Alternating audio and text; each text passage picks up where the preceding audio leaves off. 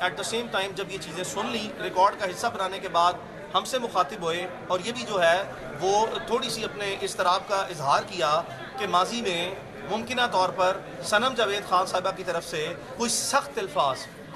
الفاظ بہت زیادہ سخت الفاظ جو ہیں وہ استعمال کیے جا چکے ہیں، جو کہ عدالت نے کہا کہ 2 دن کے ٹائم میں عدالت نے پرسنلی بھی اس چیز کو نوٹس کیا کہ اس کی جو لینگویج تھی وہ ذرا زیادہ اسٹرانگ تھی اور وہ ذرا زیادہ سپر ایک جو ہے نا اس میں کوئی ٹف قسم کی لینگویج یوز کی ہوئی تھی، جس پر مجھ سے عدالت نے سوال کیا کہ ماضی میں تو یہ ہو چکا ہے، تو فیوچر میں اب لاسٹ 2 دن میں جب عدالت نے پاس کیا تھا اور یہ کہا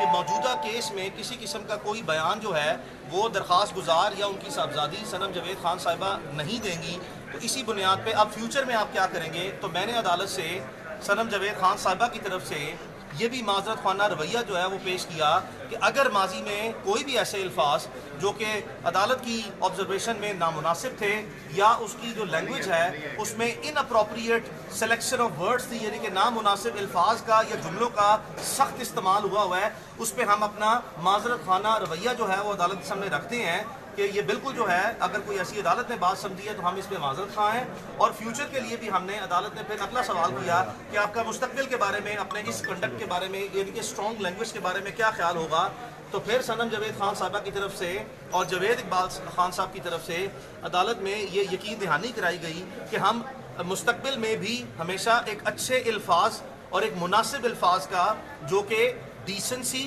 اور مورالٹی اور with in the ambit of mischief of law and constitution جو بھی بنتے ہوں گے وہ ہم استعمال کریں گے، اور کوئی بھی ایسی